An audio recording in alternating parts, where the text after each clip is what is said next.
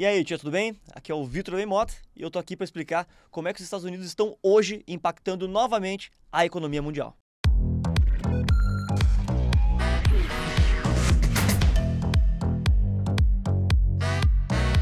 Um acordo contra todas as probabilidades aconteceu em Wall Street, lá nos Estados Unidos, nessa semana, evitando uma paralisação, evitando um shutdown lá do governo americano. E isso acabou acalmando os ânimos do mercado lá em Wall Street, após perturbações bem expressivas nos mercados devido ao aumento das taxas de juros. Embora os gestores de fundos estejam deixando de lado essa incomodação política, que não acontece só no Brasil, né, mas também acontece muito lá em US, só para vocês verem, esse acordo que foi aprovado nessa semana, ele estendeu essa abertura, esse shutdown para o dia 17 de novembro. E até lá, frente às quedas que a gente teve, a gente viu nas ações e nos treasuries, tem um certo fôlego para poder recuperar parte desse cenário negativo que aconteceu recentemente. Um punhado de analistas havia alertado que um shutdown prolongado de agências federais provocaria novas oscilações na curva de juros e, claro, evidentemente, se há uma volatilidade na curva de juros, na Selic gringa, que na verdade é Fed Funds, isso acaba também afetando o mercado acionário. E os papéis das empresas, as ações que mais sofrem com esse cenário são as empreiteiras de defesa e também as empresas farmacêuticas que acabam dependendo dos recursos governamentais. Por enquanto, porém, os democratas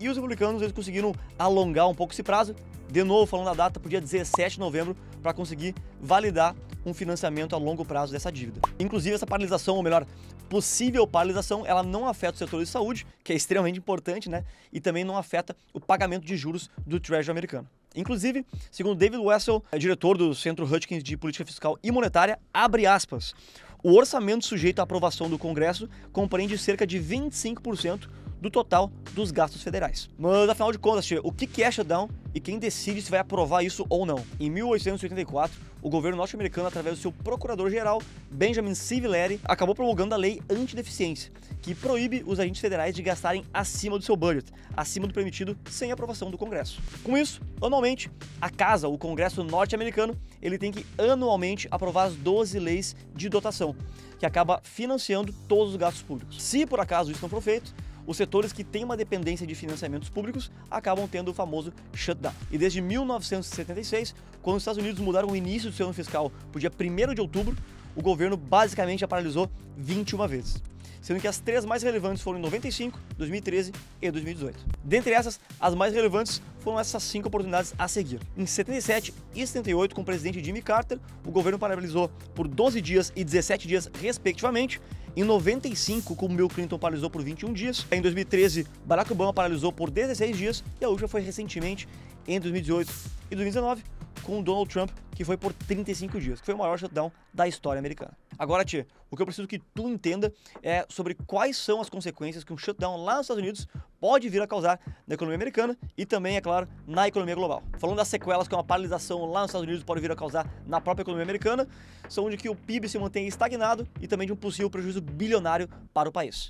Segundo estimativas da Ernst Young, cada semana de paralisação lá nos Estados Unidos corresponde a uma redução de 0,1 ponto percentual da atividade econômica no quarto trimestre. Isso representa aproximadamente 6 bilhões de dólares. Agora, diferente da Ernst Young, o Goldman Sachs tem uma projeção um pouquinho mais pessimista, em que cada semana de paralisação corresponde a 0,2% de contração do PIB do país. Isso seria na casa de 12 bilhões de dólares por semana. Além do PIB, impactos salariais também entram em pauta. Quase 1,5 milhões de funcionários públicos federais e 2 milhões de militares não receberão salários durante esse possível shutdown. Isso segundo o OMB, que é o Escritório de Gestão e Orçamento da Casa Branca. Alguns funcionários que exercem funções essenciais vão continuar trabalhando, enquanto outros vão entrar em desemprego técnico, em que eles basicamente vão seguir trabalhando, mas vão receber de forma retroativa após a paralisação. Tchê, que situação!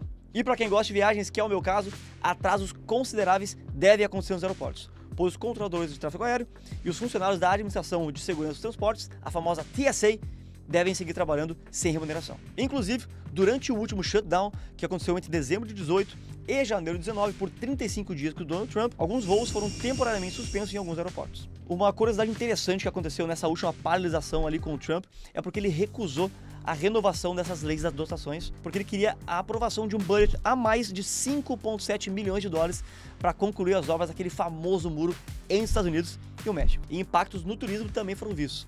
Vários parques nacionais famosos como o Yosemite, Yellowstone ou até mesmo o Estátua da Liberdade permanecerão fechados ou sequer vão oferecer serviços. Os chamados serviços essenciais, eles continuarão funcionando normalmente, com a proteção das fronteiras, atendimento médico hospitalar, controle do tráfego aéreo, aplicação da lei ou manutenção da rede de energia elétrica. No cenário global, nós vamos perceber de fato os efeitos aqui no Brasil, por exemplo, de um shutdown lá fora, se ele for de longa duração ou até mesmo ocorresse em circunstâncias extremas. E aí sim nós teremos as possíveis consequências, como impacto nos mercados globais, fuga de capitais, aumento da volatilidade, impacto no comércio internacional e repercussão em cadeia e, claro, na confiança dos investidores mundo afora. E é importantíssimo ressaltar que a extensão e a gravidade de um shutdown na economia americana, nos mercados financeiros globais, ele depende de alguns fatores, incluindo a duração desse shutdown, a causa subjacente, as medidas tomadas para conter os impactos e também as condições econômicas globais no momento. E as autoridades financeiras, elas também trabalham em conjunto, geralmente, para acabar aliviando os danos e restaurar a estabilidade do mercado em casos adversos na economia global ou até mesmo nos Estados Unidos, que é o caso aqui. Lembrando que todas as consequências que eu estou trazendo aqui, elas vêm acontecer em casos bastante extremos,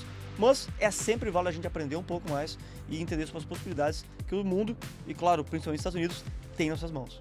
Mas, fica tranquilo que se alguma crise acontecer, se alguma recessão acontecer, a crise vem e a crise vai. Um abraço.